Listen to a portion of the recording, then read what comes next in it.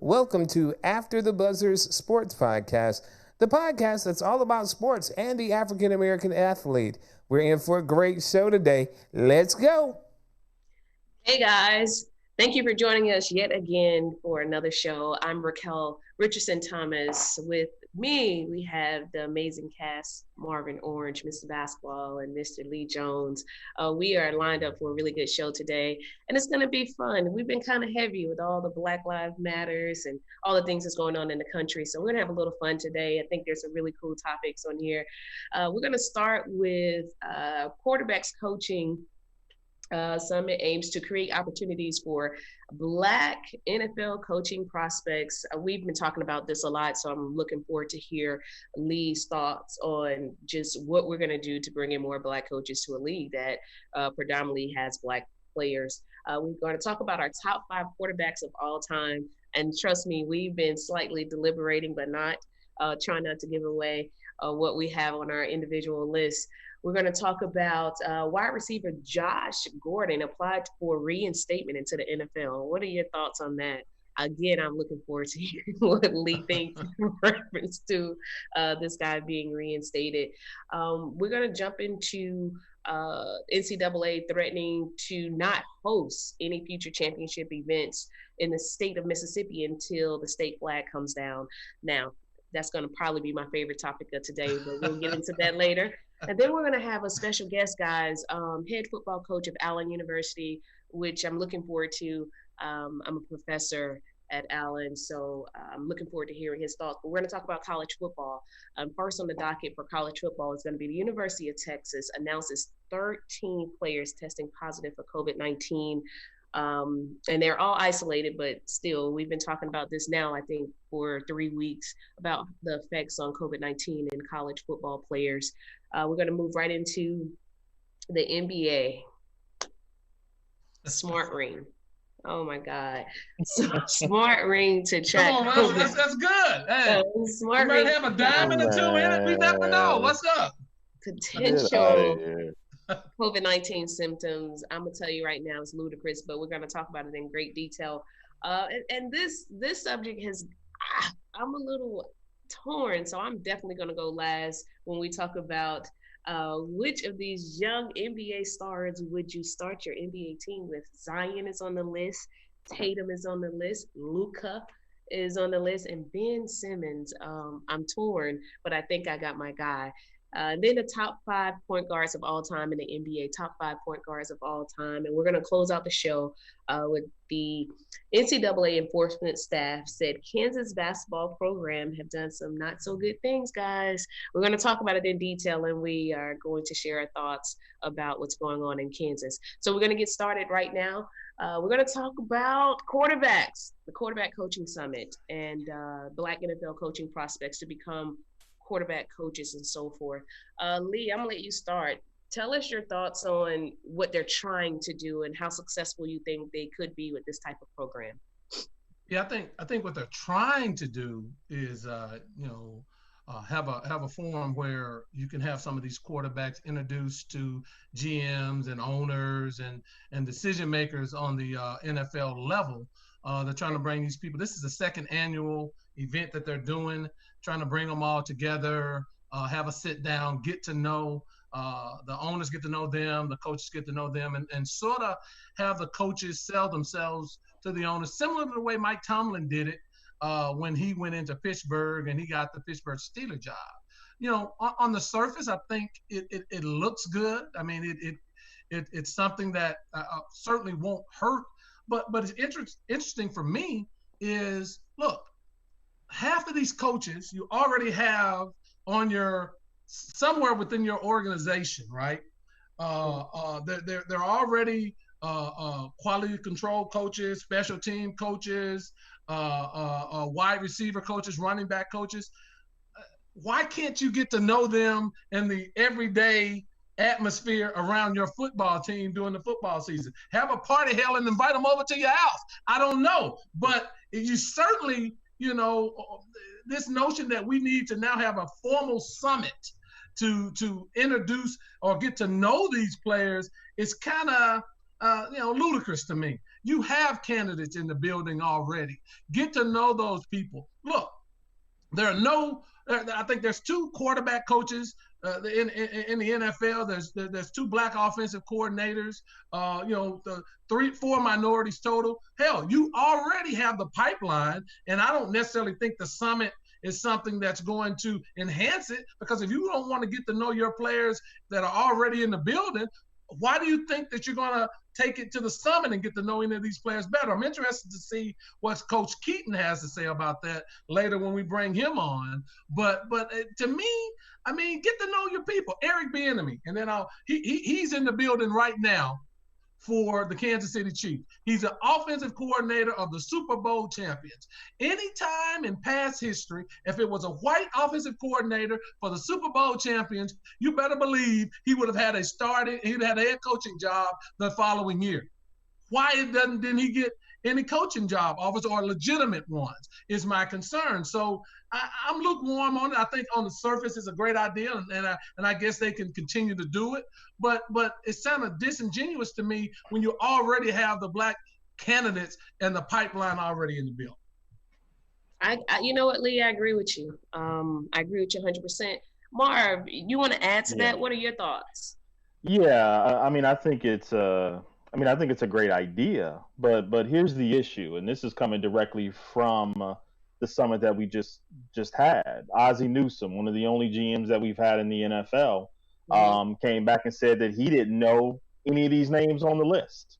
And that's a problem, because Ozzie Newsome, your GM, is the person who has a direct ear to your owner. So if he don't know about these people, how the hell is an owner going to know about these people to make these hires? Yeah. Let's take a coach like Mike Locksley. I'm gonna take him because he's at the University of Alabama, somebody that I really respected and like. He's been a head coach or coordinator since 2005. Right. He brought one of the biggest years in Alabama football history in terms of offensive efficiency and production, and when he became a head coach at Maryland. So he's been in the ranks since 2005. You know what the NFL told him? From what I've heard, that he needs to take an internship before he can come get a job in the NFL. But you've been a coordinator at Alabama, you've been a head coach at Maryland since 2005, but you got to take an internship. Let's go a little bit further. Cliff Kingsbury, right? Coach at Texas Tech. Yep. White guy. 30-45 record at Texas Tech, then all of a sudden he turned around and he got an NFL job. Come on, man. I mean, that's utterly ridiculous. Let's take another example. Tony Elliott. Now, I'm not a Clemson fan, but they won last three national championships. He's coached Deshaun Watson. He's coached Trevor Lawrence. They've had one of the most prolific offenses in college football. He can't get a look in the NFL? I mean, come on. These guys have put in work. They're doing what they need to do, and you got to have a summit when you got all these black guys out here who've been quarterback coaches who are already in the system, like you said, Lee, and you got to have a summit for them to get recognized, but you're giving guys like Cliff Kingsbury a job. And he's done nothing. I guess he's innovative. I guess that's kind of what they said about him. But you got guys who put up real numbers. So, I mean, it looks good. But the last summit they had, if I'm not mistaken, there were 2 GMs at the summit, and there were no owners. Yeah. So what good is the summit? If you don't have decision makers in the building to know who these people are, then it looks good. Like on paper, it looks really good, but there's no substance to it. So, I guess it's a good thing to do, but you have no decision makers in the building. And of course, black coaches, they got to be all out of this world to even get a look. Yeah. So I think you guys, there's nothing to add. I agree with you both 100%. I think one of the things that we face, especially in the NFL, is you guys don't want us at the table. So you keep us from the table. It's that simple. It's not that we're not qualified. It's not that we don't have coach after coach after coach that could come in, step in and do the job. You don't want us at that table. And that's what it boils down to. So the conversation needs to be, and with decision makers, you're right. It's pointless to have a summit without a decision maker at the table.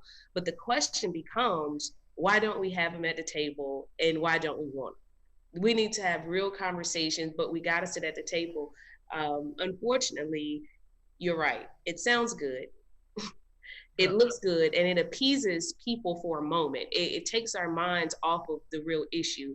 it lets us feel that at least they're looking at it, at least they're considering us, when the truth of the matter is that's not happening, because we're not even, the decision makers aren't even at the table to make a decision on these Black coaches coming and coaching teams. So I agree with both of you. That leads us to quarterbacks. Raquel, real quick, when you look at the games on Sunday, and you just pan the sideline, right? You pan the sideline. Yes. Hell, it's so many Black coaches on the sideline. It's ridiculous. You can barely see a white coach. I mean, you look at all of the Black coaches, and this is every team. It's not one team.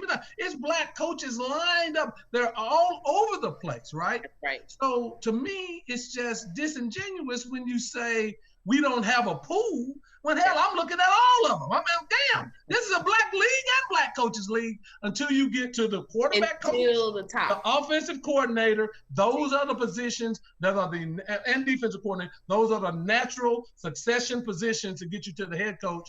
The Giants went and got Joe Judge, who is a special teams coach. You looked over all of these qualified African American and got him. When, like I said, Eric Bieniemy didn't even get an interview, so I'll leave it with that. And we do have a couple of comments from Facebook. The first one is from Poppy Griggs. It says, "I'm a proxy today." Then it says, "Great idea, but let's not forget Bill Walsh, who started the first diversity program years ago. Opportunities can only be created by progressive owners, head coaches, and general managers." And then there's another comment from Q2 from YouTube. It just says, "Have you ever scored a touchdown?" That's from Q2 on YouTube. Say that again? What was that again? It said Q2 from YouTube says, "Have you ever scored a touchdown?" I don't know what that means. I don't understand the question. So Q2, please expand on your comment. I have scored a touchdown, by the way, but it doesn't matter. This is about the opinion of the summit. So please expand a little bit because that didn't register with me, whoever that was. Okay. So top 5 Black quarterbacks of all time. Top 5 Black quarterbacks. Marks, you started off top 5. Oh, I like to write stuff down when I deal with these folks. Yeah, I know. I'm gonna break it down so we can get the lead real quick. Number 5, just because he was the first Black quarterback to win a Super Bowl, I got to go with Doug Williams. I mean, I got to give him love. Statistically, he may not measure up to some of these other people, but you always got to have Doug Williams in that list. Much love. Number 4 right now for me might be Russell Wilson. Listen. He's got 2 Super Bowl appearances. He's got 1 Super Bowl victory, multiple Pro Bowls, led the league in passer rating. I mean, if you expand his career out to where he is now, to where he may be in year 12 or 13, I mean, Russell Wilson is going to put up some impressive numbers. He may get a few more Super Bowls. So for me right now, for what he's doing, I got to put him there. All right. Okay. Number 3, I'm gonna go with Donovan. You gotta have Donovan McNabb in there. You got to. How can you not have Donovan? 6 Pro Bowls, went to the Super Bowl once, even though he didn't win. Almost had a chance to win. 37,000 passing yards in his career.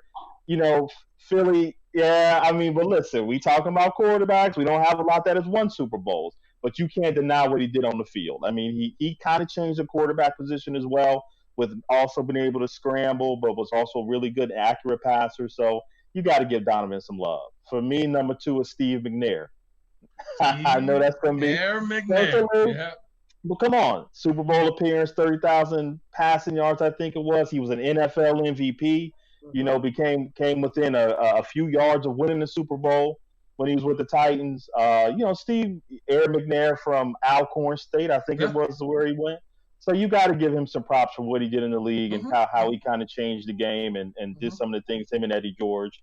And for me, number 1 is always going to be Warren Moon. I mean, I just, 50,000 passing yards, 9 Pro Bowls, I think it is, Hall of Famer in the NFL and the CFL. He may not have gotten some of the big wins he needed to get for us to kind of put him up there as all-time great. But in terms of Black quarterback, it's hard to dispute that Warren Moon, to me, is the number 1 all-time Black quarterback. So I'm gonna go next. Hey, Marv, I like your list, bro. Okay, thank you. I'm with it. I'm with your list. I disagree with some of them, but I'm with it. I'm with it. It was a good list. You wanted me to go next, didn't you, Raquel? Did you want to? No, I'm gonna let you close out because you're gonna be the longest. Okay, all right, but go ahead. So Marv, I'm telling you, we are brothers and sisters from other mothers. I'm telling you, I know we are. I know. we on that wavelength. So a little bit out of order, but almost accurate. So my number 5 is Donovan McNabb. Okay. And he would have been higher if he didn't choke. If he didn't do this, he would have been higher on my list. But Donovan McNabb is my number 5. You're right. He's an accurate passer. 263 passing touchdowns, over 37,000 plus yards, passing yards. My number 4 is Russell Wilson.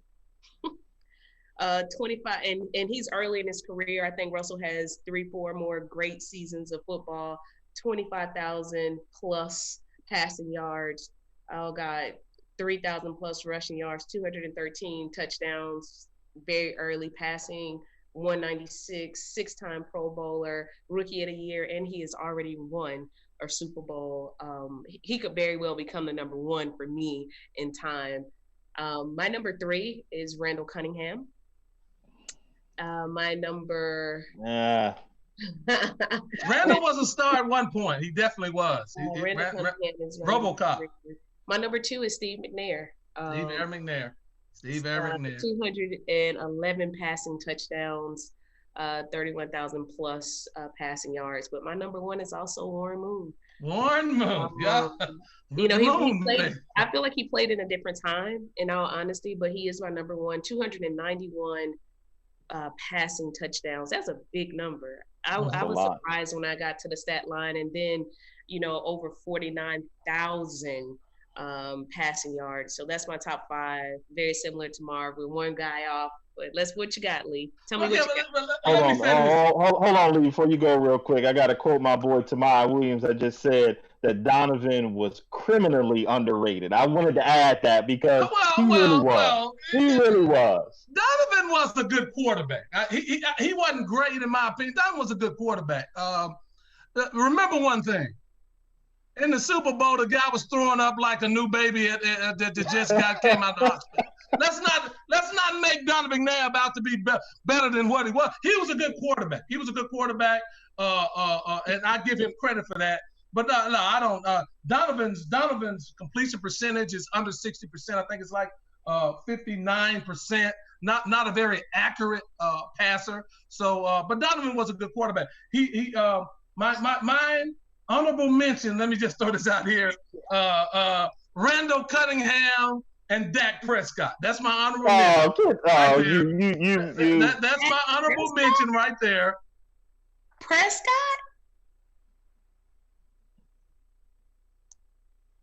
He's muted himself.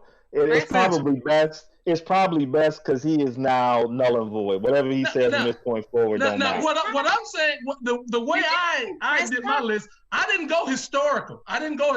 Because I think some of the players right now have accomplished so much. So my number 5, Michael Vick. Now Vick. First of all, he's the first great. Randall Cunningham took it to a level, but Vick was the first great superstar black quarterback. Remember, the first $100 million man quarterback who actually got $200 million contracts. He lost both of them, but that's a different story. We'll talk about that at a different time. So Michael Vick, his completion percentage was low, very similar to Donovan McNabb's, but he added the rushing component that had never been seen before in the NFL. That's what made him spectacular. Cannon of an arm. He's my number 5. My number 4, Lamar Jackson. Man, come on, man. In his third year, he's done something that none of these quarterbacks that y'all name have done. He's won an MVP. He's led the league in touchdown passes. Hey, he's already on his way to having accomplishments that some of the quarterbacks that we named, that you guys named, especially a Donovan McNabb. Lamar is my favorite quarterback. He's just young. Hold on. He's already an MVP, though. He's already an MVP. He's already an MVP. You remember somebody named Cordell Stewart? Yeah, I remember Cordell Stewart. Okay. So can we give him more than 3 years? Because Cordell started out the same way. Can we give Lamar more than 3 years before we start saying? He's already made history. He's already made. Cordell didn't make history like this. The guy threw for 3,000 yards and he rushed for 1,000. He's the all-time leader in rushing yards in a season. He's the league MVP. He's already done things that Donovan McNabb didn't do, that Randall Cunningham didn't do, that frankly Warren Moon didn't do. But he's my number 3. He's my number 4. Excuse me. My number 3 is Patrick Mahomes. What can you say? He's already won an MVP. He's already won the Super Bowl. He has threw for 5,000 yards. He threw for 50 touchdowns. These are generational type of accomplishments that none of these guys have done. My number 2, Warren Moon. I do agree with y'all finally. He's number 2 because Warren, for what, like you said, passing yards, I think he threw for 30 touchdowns 3 times in his career, over 30. His completion percentage to me still is low. He's just like under 59%, which again, accuracy, but Warren Moon's a great quarterback. My number 1 is Russell Wilson. It's Russell Wilson. Russell Wilson, look, he's thrown for 4,000 yards 3 times. His completion percentage, his career completion percentage is at 66, I think 64.5 for career. He has won Super Bowl, should have won a second. And his touchdown to interception ratio is over 3-1. He doesn't turn the football over. So my number 1 black quarterback still ascending is Russell Wilson. And that's my top 5. To have no Doug Williams on this list, man. Let me say this, Marv. I agree with you. He's got to be on there. I agree with you on Doug Williams for the accomplishment as the first black quarterback. But over half of Doug Williams' career, he didn't start. He completed under 58% passing. So the majority of his career, very similar to some of Steve McNair's struggles in his career. He had highs and he had some excellent highs, but he had some lows as well. So that's why I didn't put Doug Williams in my top 5. But I give him much love. Yeah, we very, very well may not be talking about any of these quarterbacks if it were not for Doug Williams. I agree with that. No, I agree with that. Totally. He changed the narrative.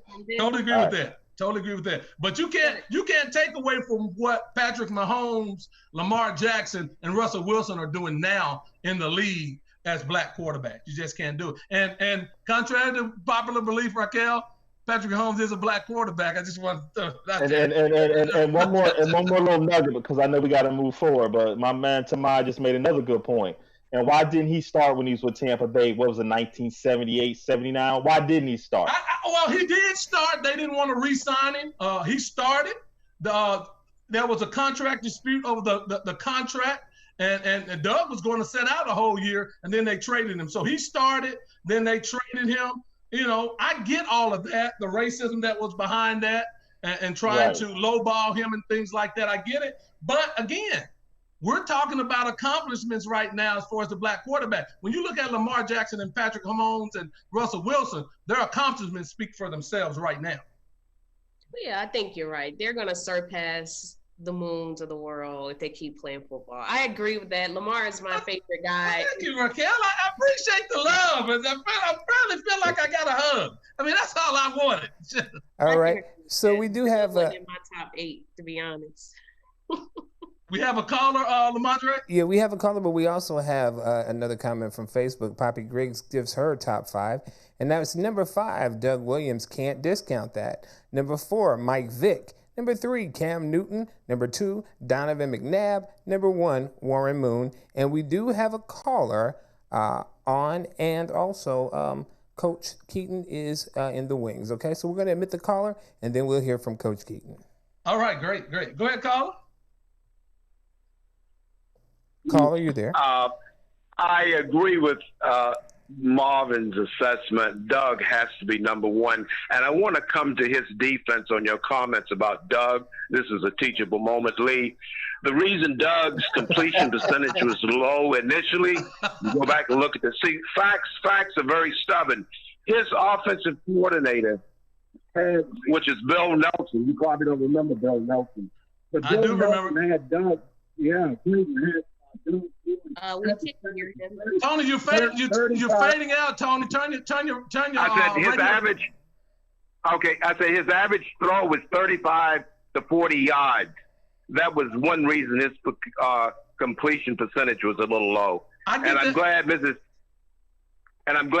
Thomas did include Randall Cunningham. He definitely deserved to be on the list. Well, Tony, stay right there. Stay right there. You know, I love to be educated. That's one thing about me. I love to learn. Yes, sir. You didn't teach me much there, but I love to learn. Let me say this. Well, I thought I did for the simple Cunningham, reason you attacked his completion percentage, and the reason his completion percentage was low, from what I told you. His completion percentage is low because of the passes. I love the length of the passes. But when you throw down the field, you got to complete the pass. It doesn't matter if you throw down the field. I get what you're saying, and in theory it looks good. But that's the way it is. You got to complete the pass. Okay. So I don't give brownie points. The bottom line is Russell Wilson throws the ball down the field. Dak Prescott throws. Matter of fact, Dak Prescott has the highest completion in the NFL right now. We got to hear about Dak Prescott one more time. Let's not that Dak Prescott. Come on, man. The jealousy for Dak Prescott is unbelievable. Saying Prescott, please stop saying that name. Please cut it. Stop it. And also, Marvin, about Mr. Bieniemy, the coach at Kansas City. You are absolutely right. Matt Nagy went to Chicago. They said Bieniemy, he doesn't call the plays, but Matt Nagy never called any plays. Absolutely, Tony. Absolutely. Yeah, he never called any plays. And about Mr. Lowski, I was with Lowski in Franklin, so I know that you know him. He's a nice guy, but an intern. Let's see how he does second year at the University of Maryland, and then we'll see can we take the intern label off. Okay? Yeah. That's a good assessment. Okay. I think he's going to do well. I think he's recruited really well at Maryland, so I think it's coming for him. He just has to be given enough time, as all these other coaches have been given the 4 to 5 years to build a program. But I like Mike Locksley. Hey, guys, we're going to move in. We're going to bring Coach Teddy Keaton in. He's the head coach at Allen University, which is a historically Black college, HBCU. And when we bring him in, we're going to talk about two things. We're going to talk about the threat that the NCAA has put on conference championships in Mississippi because of the flag. And then we're also going to talk about the COVID cases at the University of Texas when we bring Coach Keaton in. So if you can bring him in, and we'll have him talk to us about these two subjects. Hey, Coach, how are you? Hey, Coach, how are you? I'm fine. How are you guys? We're doing good. We have the next two topics of the show, and we want you to definitely chime in and give us your thoughts. Number one being, the NCAA has threatened not to host any future conference championship games in the state of Mississippi until they take down the state flag. What are your thoughts on that? We've talked a great deal on the show about injustice, the lack of for Black athletes in college and the NFL. What are your thoughts on that flag and not playing there? I think it's a great thing that they're doing that. I think Ole Miss has struggled for years with the Black athlete when it comes to the race that's displayed there, the discrimination, the whole nine. I know as myself, it will be hard for me before they change the flag and the label on the helmets in the stands. It would have been hard for me as a coach, player, or anything to go and represent a school that stands firmly behind racism and the pride of the South. That's a hard thing for any Black male to digest at any point in time.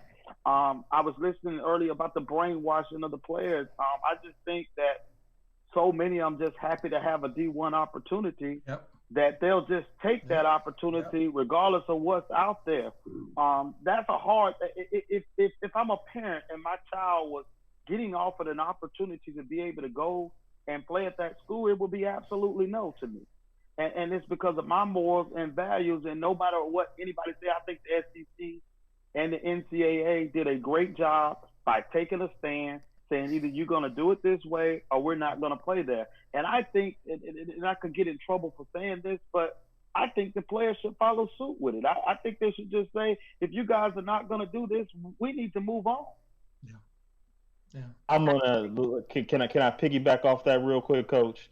I remember being a basketball player, University of Alabama in the '90s, and being a little bit ignorant of, the South's history and kind of some of the things stand for. I'll never forget though, and if some of my old teammates are listening, we went to play at Ole Miss, okay? And I don't know if many of you been down to Oxford, Mississippi at all, but we went and played at Ole Miss, and in the arena above the floor is a huge Confederate flag, okay? And we're in there and we're warming up, and all of us is looking at, and they got the Confederate flags in the stands and they're waving them. And, as black players, we all looking like, damn, what is this? Like, what what's going on around here? And there's a heaviness. There was a heaviness as us as young black men playing in an arena that the Confederate flag stands above us, and all these people in the stands are waving it. And of course we lost the game, but we all talked about it after, like, what was that? Like, we didn't feel safe. We felt different. So yeah, I think what the NCAA doing is a great thing, but I just remember that personally as a player, the weight that it had on us when we were playing that basketball game. Let me ask you a question, Marv. College athletes are kids. You're not a man yet. You are growing. You're being groomed. What does the coach say? Who's there to parent when you're heavy because of what you're saying? Who's there to say, you know what? It's not okay. It's not right, but we still got a game to play. Who's there to parent when you are heavy? Because white coach, black coach, you see what's going on. If you're a decent coach, your team is affected emotionally and mentally, at least by something like this. Who's there to parent in a time like that? And Coach, I'm gonna let you kind of take that, but I'm gonna respond to that real quick, Raquel. Nobody. I mean, I went to University of Alabama. We had an all-white coaching staff, except for my last year. We might have had one or two black coaches, but there was nothing said. There was no conversation. There was nothing after the game to say, let's talk about this, how you guys feel. Because he was very aware that all of us were a little bit shaken by it. I mean, it's an intimidating thing to play in an arena when you know what it is and what's being said. But nothing was ever said to us. It could have been a teachable moment. It could have been a moment where he became more bonded with his players, but there was never, ever a conversation about it, Raquel. Ever. Coach, how would you handle that, Coach, if you were in an environment like that when your players and you had to play a game and that type of environment was there? What would you do? How would you talk to your players, and how would you prepare them for that? Well, the first thing you're going to do is, all the way leading up to the week, because I'm sure that everybody sees it and everybody knows it, you're going to talk about that during the week. When you're going into hostile environments, places that's uncomfortable, and your players are going to be uncomfortable. Now, I'm going to address something that's real sketchy here, but I've been known as the ball coach, and I will address things that sometimes people won't touch. They hire what I call token black coaches on staff now. And a lot of those guys are put there to deal with the African-American athlete. When he has an emotional problem, it's the same thing that we're having in society right now. You can't confront something that you refuse to see as a problem. Absolutely. So if they don't view it as a problem, they think that you should go on. We gave you a job. We let you play college basketball, football, whatever arena that may be. We paying for you to go to school. I read the comments. I may not comment on things, but I see it. And they're basically saying, as the lady on Fox said, shut up and dribble. That's how they feel. And we're the entertainment for them. And we come there and we're supposed to just be okay. If you go back and you watch a movie, I love Quentin Tarantino.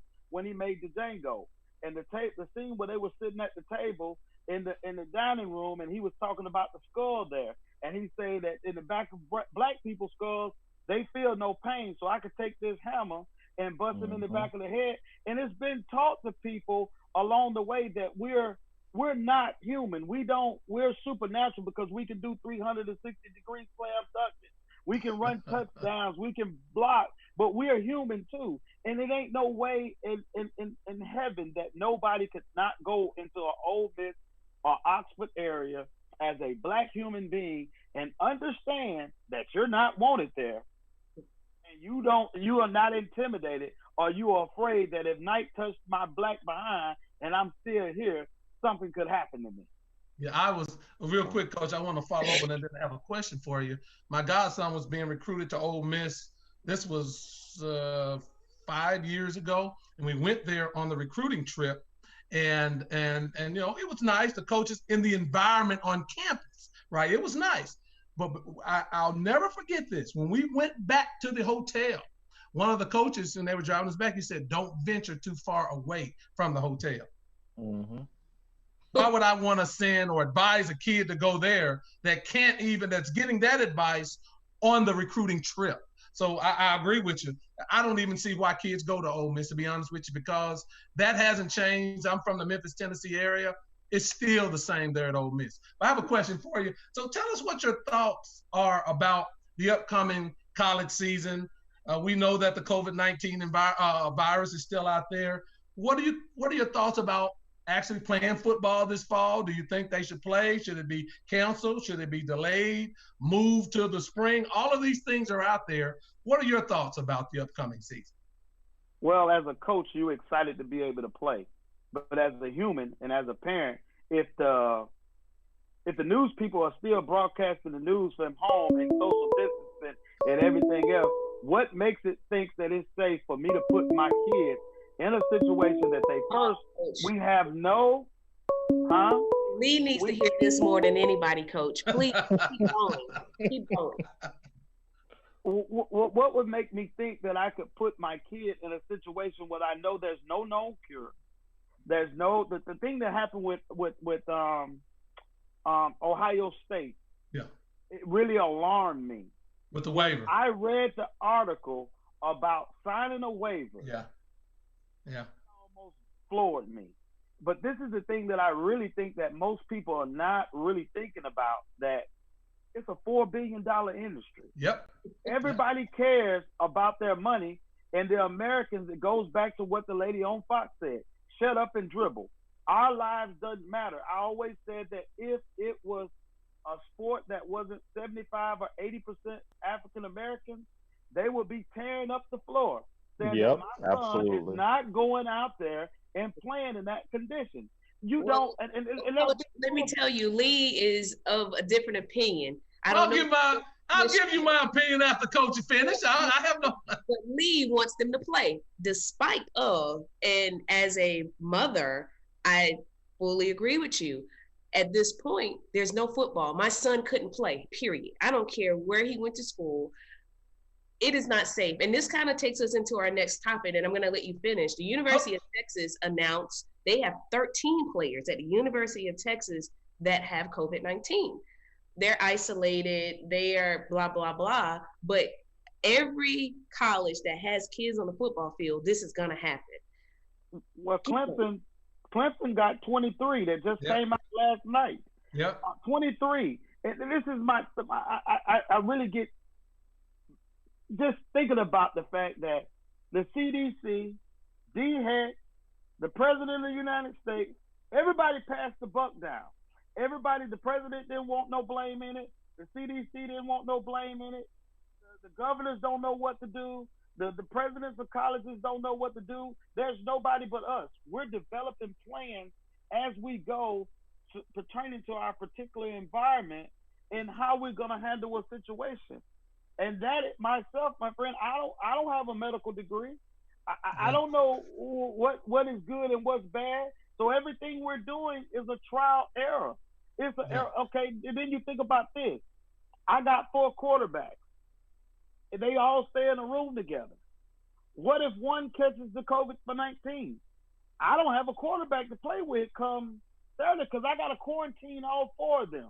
Yeah. What if my offensive lineman, one of them get them? How we can avoid not getting contact by playing. Now, when we go to the NBA, Lee, they got 119 page on what they're gonna do, but that's a different type of money we talking about. That's what I wanted to piggyback another question to you, Coach. Is it and just for I want to explain my position on it. It's not that I say they must play. I'm saying that they're going to play. There is no doubt about they're going to play. So how do you before you go any further, do you want the kids to play? Yes or no? Well, I think the Power 5. Do I want them to play? Yes, I do want them to play. Yes, I do. That's my point. Now, so the Power 5 teams, and it's going to lead into a question that I have for you, Coach Keaton. The Power 5 teams, and if we piggyback off of the Texas thing, 13 tested positive, another 4 tested positive for the antibodies, another 10 because of contact tracing were put into quarantine. And what I'm saying is, my question to you, and I want you to comment on, is that a glimpse of how the Power 5 teams are going to deal with it? I believe so. But the second part of that is, what is your college's capacity to do all of this testing that inevitably will needed to be done to make this happen for your team to play this year? Well, we all know the answer to that question. I think that we all follow the example of the Power 5 schools. But I said, we're not in the same tax bracket. Right, so we can't talk about, what we're going to do here. We're not even in the same league with them. Right. I felt that if the Power 5s wanted to play and football needed to be played, then let them play because they got more money than God. Right. But when you see the mid-level universities at the Division I level dropping sports because they're going to have to spend a lot more money for their non-revenue sports to make sure that they're safe, that they don't generate any money. Right. So when you're talking about, you don't want me to get started on this part because if I had a vote and I had a seat at the table, I would have said at any level other than the Power 5, they could play. But I feel like any level that's below that, we need to all be thinking about no, because we can't test our kids on a regular basis. Yeah, that to me, and Coach, that honestly, that's where I stand with it as well. I'm totally in agreement with you. That's why I ultimately think that the Power 5 schools are going to play. The kids are testing positive. They have, like Oklahoma, they've set up a different dorm to put their players in and all that stuff. They're going to let this play out. Clemson with the 23 players testing positive because they do have the money to test and isolate and contact trace. I don't think that the lower level schools should play because I don't think that the money is there to actually do justice by the athlete. And if Raquel and Marvin will agree with me, I've always talked about the Power 5 level conferences play. Right. Well, Marvin, let me say something right here. I want to, Lee, as much as it sounds good, even if I believe the Power 5 should play, there's still a health and risk that could cause some of these kids. If you do the research that if you look on my desk here, I have all the stuff from DHEC. See, I'm talking about it's countless hours of paperwork here that I'm reading to make sure, but then nobody talks about the survival rate of the people who do survive. They have lung capacity that never been good for them. They can't breathe. They wake up with body aches and different things. Now let's talk about it, the Power 5. If my career, and I know that I'm going to get a shot to go to the next level, there you go. Why would I risk my health? It's already in jeopardy. Why would I risk it? That I can't even get paid at that school. The only thing I'm getting is a free education. So they say it's free. But at the end of the day, most of them don't even graduate during the time period before they decide to go to the league. And then some institutions will not even allow them to come back and get the education that they want. So who's winning here? I'm with you, Coach. To me though, and everything that you said, I agree with. There is no doubt about that. I'll push back a tad bit on the younger people, because I have to do a lot of research for my job as well, and how they have responded to COVID and their recovery, because I think their recovery, it hasn't been documented that a lot of, especially athletes, have recovered in a negative light to some of the things that you said. But I totally agree with a lot of what you said. For me, though, again, I go back to this genie is out the bottle. They're going to play. Now, if an outbreak happens in October or November, they may have to stop. But they're going to kick this season off. They've already put the protocols together. The governing body has approved it for the Power Five, and that's going to happen. It's all about how can we best keep our kids from getting exposed, and when they're exposed, how we deal with that going forward. I have one question for you, because I still think, I don't care, they shouldn't play. If it were your child on one of these power teams, would you let your son play?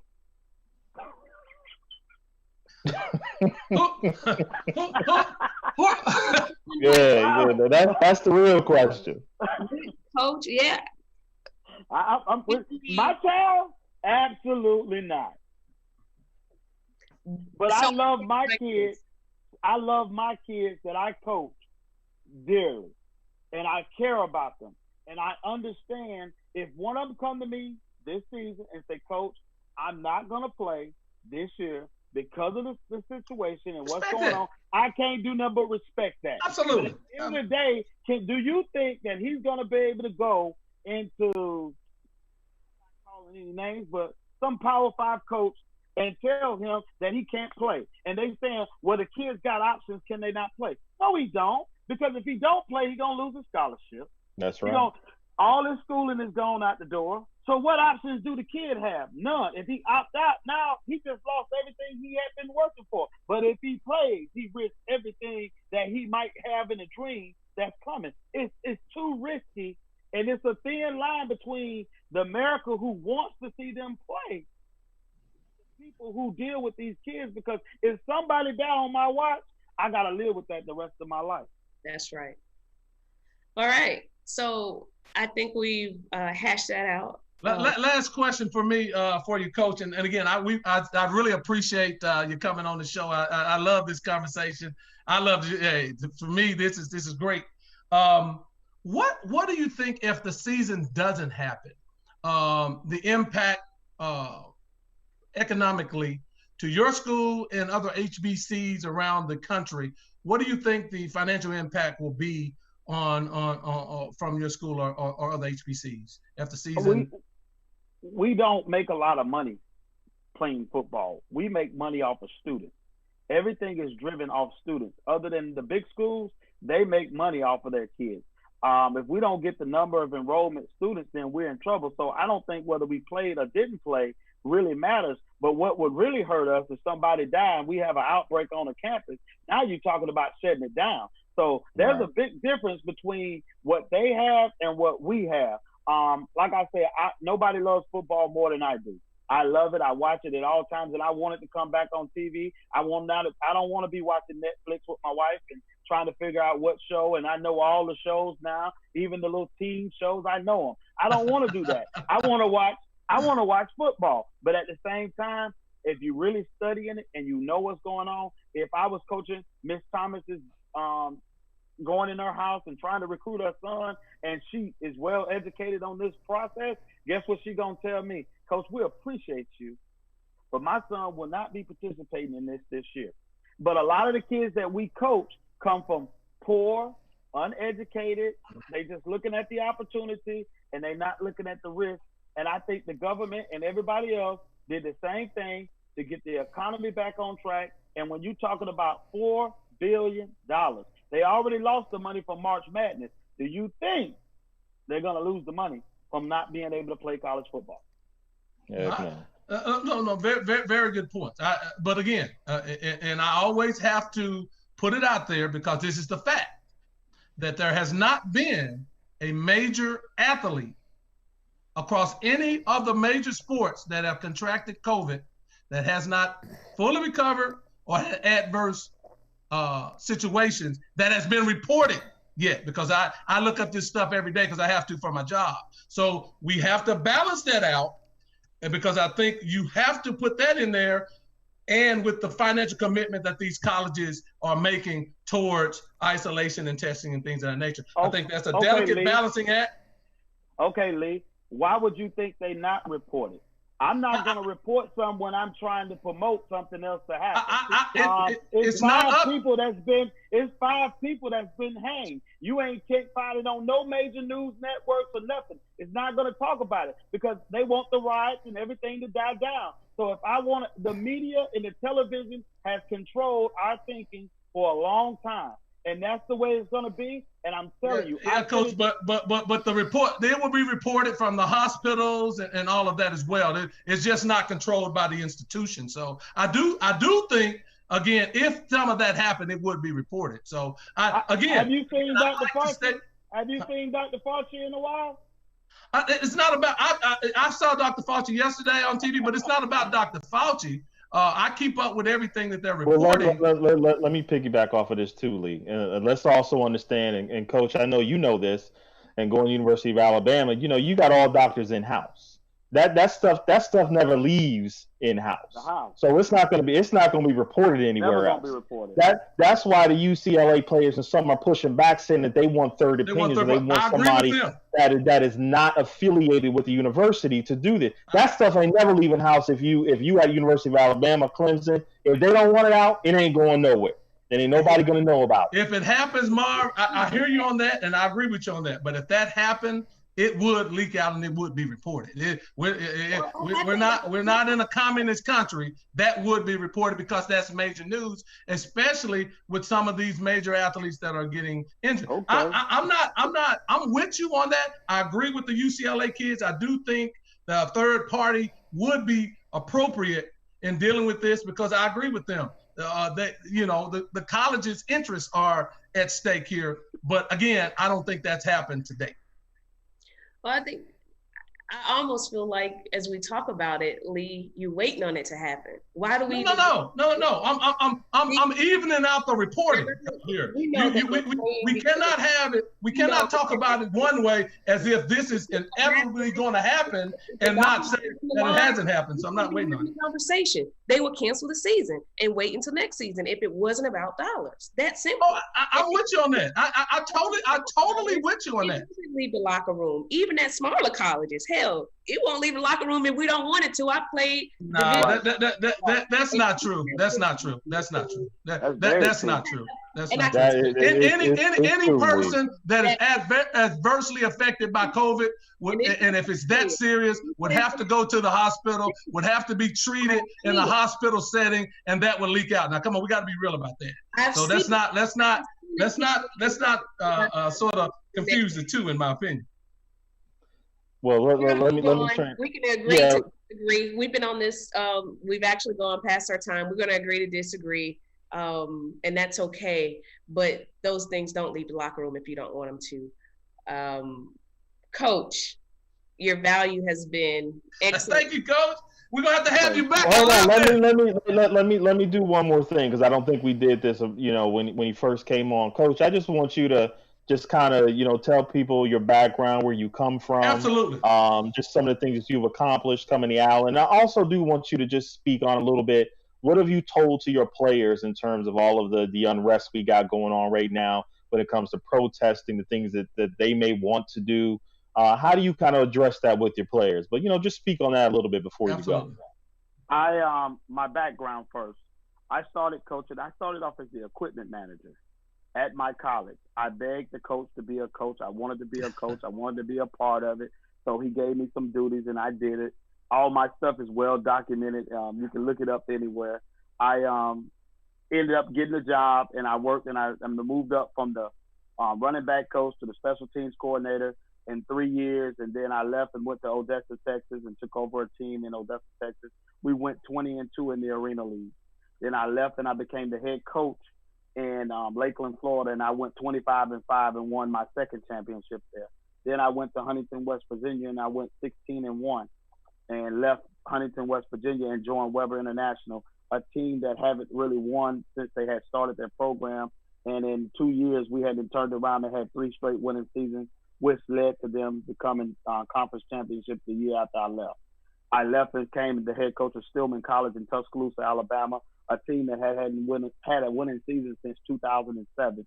I went in and I had 5 straight winning seasons, finished first in the SIAC West, almost won a conference championship there, but they decided they wanted to close their program down. And then I went to Miles College. Miles College, everybody knows, is on a four SIAC championship week. I had a major role in recruiting the people there. I've recruited about 30-some players that play in the NFL, Junior Galette, the defensive tackle. I can name a bunch of them, Brittany Gavan, all those guys. They played under me and went on to play in the league. I have an outstanding coaching record. I'm everywhere I've been, I've touched it. But the best part about being at Allen is that I've never built none from ground zero. And that was probably the best thing that I've ever done. And I'm so proud of the accomplishment to have it where it's at right now from ground zero. There was not a ball. There was not a building. There was nothing there. And I felt that, I ask people all the time when they start talking, have you ever built something from ground zero? Not go in somewhere where it's already established and turn it around, which I've made that name for myself for doing that. Now I'm building a name, and my ultimate goal is to win. Everything I do in life is win. Greatness is a process. You'll hear me say this all the time. It's a process. Everything that you do, you got to celebrate the baby steps that come along with it. Sometimes they might not always look big. Everything that happens, you don't always see. So there's victories in along the while. I look up to people. I was telling Marvin, it's like Raquel. I've seen her business adventures, the things that she stepped out on faith with. There's a lot of people that's in the background throwing stones saying she can't do it. She can't do it. But I love the drive because guess what? Even though it may not seem to be successful to you, but to her eyes, she's going to fool around and she's going to hit the jackpot one good time and it's going to be overdoses. That failure is getting back up one more time. They wrote a book about me in the Blueprint that I have one of the greatest mental conditioning coaches in America. He coaches me every week. He coached Michael Jordan. He coached Kobe. He coached all these guys, and he coaches me. And he coaches me for free. He charged $5,000 a session, but he coached me for free. You know why? Because he watched me have failure and still get back up and do it again. He said, you are what the American dream is based on. So the answer your question, Marvin, about the how I talk to my players, I say you have the greatest platform in America. I think I heard a conversation. I've watched a lot of you guys' shows, and I saw where you were talking about the platform of playing. The biggest stand that any player can make is open his mouth. I think silence is terrible. I think that if my kids feel a certain type of way, it's my job to harness what they say and try to get them and lead them in the right direction on what to do, how to do it, and why it's important for you to do it that way. They have to be careful about the lines that they cross because the NCAA is not just a regular governing body. It's a team of lawyers, a team of people that's watching people that they can, the chances you opening your mouth, it could cost you everything. Yeah. And that's what they do to the players. That's what they do to coaches. There's some coaches that feel a certain type of way, but we can't get on an open platform and be able to open our mouth and say it without the repercussions of being blackballed from the business. And Lee, when you were talking about that things don't hit a locker room, yes, it does. It does not, Lee, because they will tell you how to police yourself, and they will come in. I'm scared of some of the things I might have said today that somebody may be watching, and they go back and watch it, and they pull it back up on me and say, I have a great coaching record. I'm almost at 100 wins, and I'm 43. And I can't even get an opportunity to coach nowhere but at our HBCUs and different things like that. The one thing they don't like is the ones that will open their mouth. Absolutely. So every black assistant that works at most institutions are very wild. They're mild-mannered. They're well-kept. They're not going to speak on troublesome issues, and they're not going to tell the kids the truth because they were raised by that system, and they were taught to keep your mouth closed, and we'll tell them what to do. And that's the worst thing that I could ever tell a group of 100 black men, that I can't tell them that they don't have a right to stand up for what they've been trying to stand up for since 18 or whenever that this all been going on, and I will stand on it, and I don't care if I don't ever coach another down of football. But I'm not. I think when I get to heaven, God is not going to ask me about how many games I won. He's going to be asking me how many people did I help along the way, and if they feel a certain type of way, I'm going to do the best I can to provide an avenue for them to do it. Hey, Coach. Absolutely. Well said. Well said. I tell you what, before look, guys like you. I appreciate you coming on, Coach. I've enjoyed conversating with you. Please come back. Please come back. Hey, before whether the season kicks off or not, because I love this kind of conversation. For me, anyway. Hey, before it's great conversation. I really appreciate you. So please don't be a stranger, and I'll turn it over to Marv and Raquel. But thank you so much. I appreciate you. Well, You're welcome. Before Coach Keaton goes away, there is one comment that I would like to read from Facebook, and it's from Poppy Griggs, and it says, "Coach Keaton, thank you. Voices of our Black coaches speak volumes. Again, opportunities can only be created by progressive coaches like you. Our coaches have to be the educators and the voice of these athletes." Thank you, Coach. Absolutely. Good deal. We appreciate you. The value that you brought to the show today, I think, absolutely certainly is needed. Gives us a balance with Mr. Lee, but certainly needed. We appreciate you. All in all, we love sports, and we want to see basketball. We want to see football. I'm not willing to risk lives to do it, but we're all sport lovers here. We talk about sports for hours because it's pure enjoyment for us. Like you, I want to watch basketball, but I'm watching kids stuff right now too. But nonetheless, we appreciate you. We want you to come back. And until next time, my friend, we look forward to seeing Allen on the football field, whether it be this season or next season. Thank you so much. Get out and support Coach Keaton. Thank you, Coach. I'll definitely be there if you play, Coach. Excellent. Appreciate you. Thank you. All right, guys. So we're going to move on to the next subject, and we're a little bit behind time. So we're going to go through this next topic pretty quick. The NBA has a smart ring that's to potentially track COVID-19. I don't think we need to spend a lot of time on this. I think it's crazy, it's ludicrous, it's a waste of money. We already know the situation. There's no cure. We don't have a real plan that's going to change COVID. Why is it crazy, Raquel? No way for us to. What is the ring going to do that the test isn't going to do, that the temperature monitor isn't going to do? Yeah, the truth of the matter is we do not have anything in place to protect these athletes. That's it. We don't have anything in place if they go to the grocery store, or if they go to buy some clothes, or if they do anything other than stay in the house.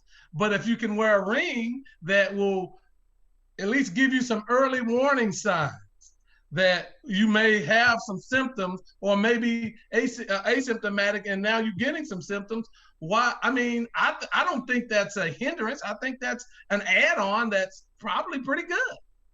I mean, it might be good, but we've talked about this ad nauseum. I'm so sick of hearing about, and I played basketball and I love the sport, but I'm so tired of hearing about these millionaires and all the stuff that they're going to get. When they start giving them to nurses and teachers and, frontline people who are dealing with this on a daily basis, then talk to me. Other than that, I can care less if they got a ring on their finger. I don't care if they got a heart monitor on, a tracker. They can have whatever they want to have on, man. It's going to be what it's going to be. They got a bubble. They got everything that they need, whatever. That's how I feel about it. Let's move on. I don't think we need to talk about it anymore. Y'all are killing me with this stuff, but okay. This is a little more fun, I would say. Which of the young NBA stars would you start your NBA team with? Zion, Tatum, Luka, or Ben Simmons? Marv. I mean, this was a little debatable for me, but at the end of the day, I don't even think this is a question. For me, it's Luka. I mean, I just think, see, here's what I think about him. His game translates to me, right? He is going to be the same way when he's 38 years old that he is now at about 21 to 22. He's slow. He don't move that well, but he can get a shot whenever he needs to. He kind of reminds me of Larry a little bit. Like, he can just get a shot whenever he needs to. He passes well. He's a good leader. His demeanor is what you want as a leader. But he gonna average, and he gonna do this for about 15 years in the league because his game isn't based on athleticism and it's not based on outrunning you or out jumping you. He's very smart in the way that he plays the game. He can shoot it like nobody else, and he leads. He leads very well. So for me, it's Luka. All the rest of them are great, but Zion, to me, when he get a jump shot, talk to me. Tatum was the one where I debated a little bit because I see Jason Tatum as one that could probably transcend and be maybe Kobe-ish. I think that's kind of blasphemous to say, but his game reminds me of that. But if I'm going to build a franchise right now, it's going to be Luka for sure. Lee, what are your thoughts? I'm number 4 for me is Tatum. He would be the last one. Number 3 would be Ben Simmons. Look, when Ben Simmons doesn't play with Joel Embiid, Ben Simmons is a star because the floor opens up more and more of his skill set comes out. The handling of the ball, the passing, the rebounding, the posting up on the block and doing those different things. When Joel is out there, it's clogged up, even though Joel drifts out to the three-point line a lot. So for me, I take Ben Simmons, number 3. Number 2 would be Luka. I agree with everything you said, Marv, about Luka Doncic. He's a star. He's going to be a star. People are starting to crowd him up a little bit and making him put the ball up on the floor more as he's out on the floor. That's going to be the book on him and how he adjusts to that, because his east to west lateral movement is going to be tested going forward. My number 1 is Zion. Shoots 60-something% from the floor, cat quick, runs the floor for a man 285 pounds, the way he runs the floor and gets out, and his defensive prowess as far as helping out on the defense. The other players have the ball in their hands a little bit more, but you can isolate Zion, especially on larger forwards, power forwards, and on small forwards, you can post him. So I think I would build my team around Zion coming in because I think he's just going to get better and better and better. I would like to see him use the Charles Barkley model, trim down just a little bit. Yeah, he's going to have to trim down. It's a bit much for me. 265, 270. 265 would be probably what I would want to see him at. I think he'd be so much better, but that's the guy that I would want to go with. Interesting. In the exact order of Lee. Well, I mean, some things are rubbing off, Raquel. I mean, it has to. We've been together. It's rubbing off. That's what I'm saying. Come on.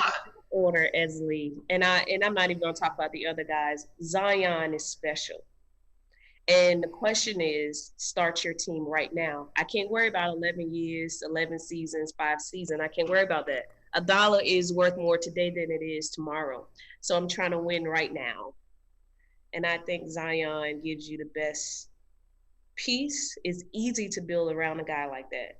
It's easy. You can take. Yeah, he been hurt a lot already. He has been. I agree. Been hurt a lot. Zion, he brings a power that the other guys don't bring to, which I like. It was debatable. Maybe Luka was my last. Luka bad boy. Y'all must not be watching Luka. No, Luka bad boy. Luka bad. That's my number 2. Luka bad boy. Of these guys, he was my number 4. Of these guys, he was my number 4. I mean, I go Ben Simmons number 2, and I like Lee's lineup. Marv, you're a point guard. What don't you like about Ben Simmons? Other than he doesn't shoot the 3, even the mid range. Even the mid range is not great. But tell me what goes against what you don't like about Ben Simmons. The fact that he just can't shoot the basketball. I mean, that bothers me. Like, you have no other job. You can learn how to shoot the basketball. And just like you said, the book is going to be out on Luka. They're going to start crowding him.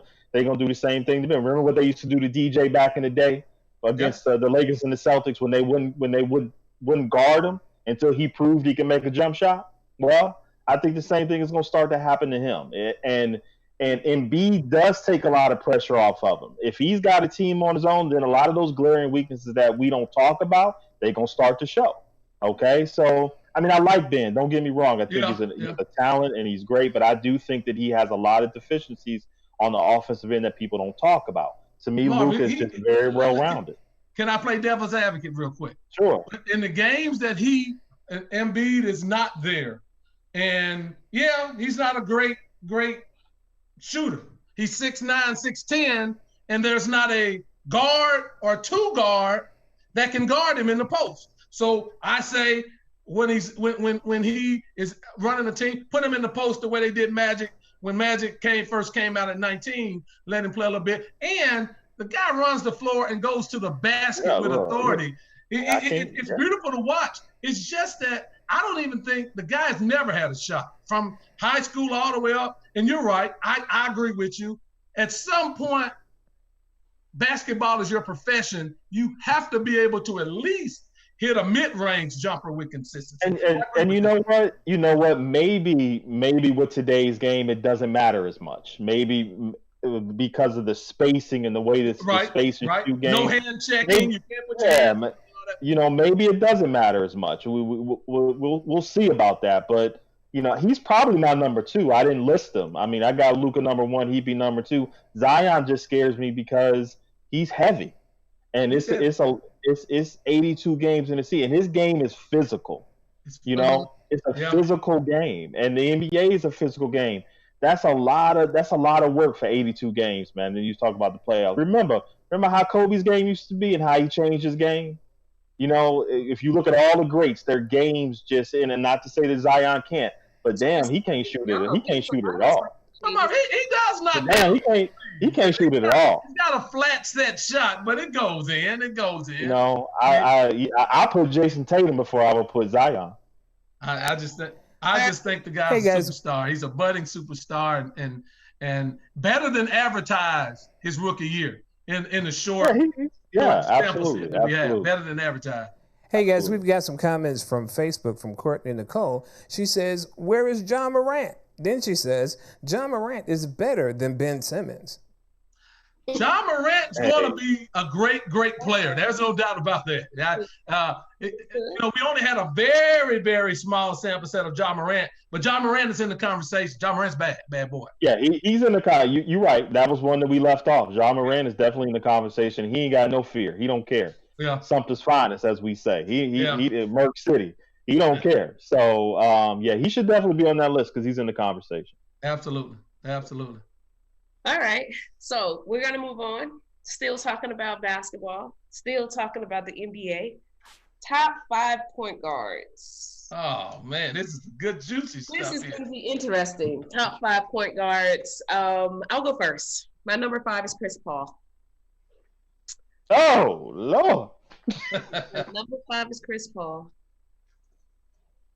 He's low because he hasn't won a championship.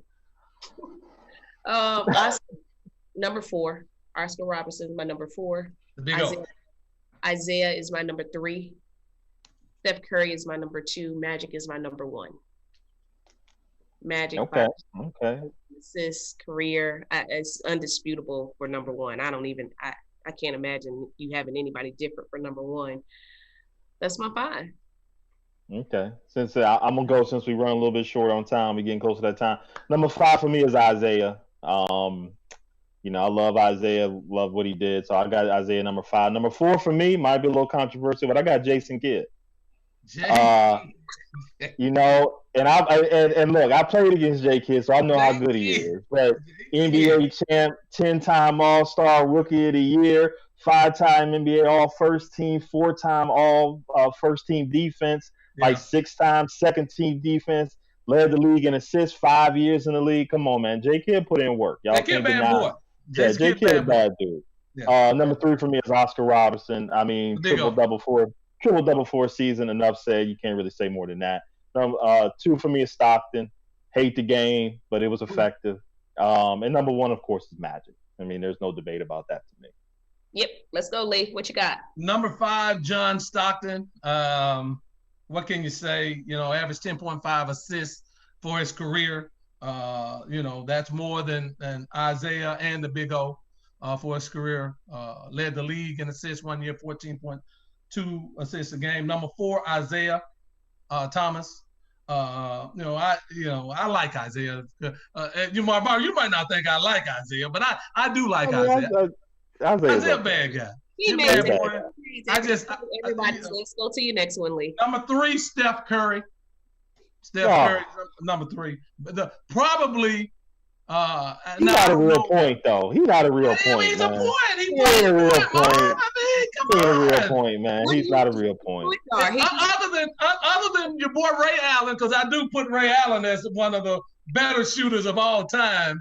Steph Curry, you have to say in the argument as the greatest shooter of all time, Marv. And from the point guard. And let's say this, he averages almost 7 assists a game. So it's not like he's not dishing. You know the way they count assists now. They can throw a pass, another guy throw a pass, he get an assist for it. It ain't like it was back in the day, man. Come on, Marv. Oh, keep going. Give it up, Marv. Number 2, the big O, Oscar Robertson. Triple-double, 25 points a game, 7 rebounds, 9 assists, average a triple-double. Come on. You got to take can't take it away from him. Number 1, Magic Johnson. There's no doubt about it, greatest point guard of all time. Marvin, I was struggling because Russell Westbrook kept coming into my head. Russell Westbrook haven't won anything, but from the point guard position, to me, him and Jay Kidd remind me of each other. Go hard both offensively and defensively, rebound the basketball, just really a dog at it, and a lot like him. But he's a better scorer. He's a better scorer than Jay Kidd. I would have put Mark Jackson before Steph Curry and Russell Westbrook. Oh, my God. Come on, Mark Jackson averaged 9 for the career. He's an 8.9 points, something like that. A points. Now, points is not big on the point guard. Right, exactly. Come on, Mark. I'm going to give my boy Tomas some shots real quick. Raquel, he said Magic, Magic, Magic, Magic, and Magic. All right. So there you go. That's how I feel. He said Magic to all 5. Huh? All 5 Magic. And we're going to wrap up the show. We've kind of come to our time, but I do have one young lady, Nikki, that asked a question on social media. We talked about COVID a lot. And her statement is, I keep hearing everyone say there's no cure for COVID-19, but more importantly, what are the preventative measures besides gloves, masks, social distancing, building a strong immune system? Complete detox of the year, toxins, change your eating habits, Dr. Sebi studies. Absolutely, yes. Yeah, absolutely. And your body will protect you. Yeah, I agree with that. I've been detoxing. I'm, taking a probiotic. I am taking care of my body differently. And I'll say I'm around a lot of people every night. You guys know what I do. Yeah. I agree with that because I'm in the fire. I can't close my business. So for me, Nikki, yes, that has been my whole thought process. I'm drinking lots of water.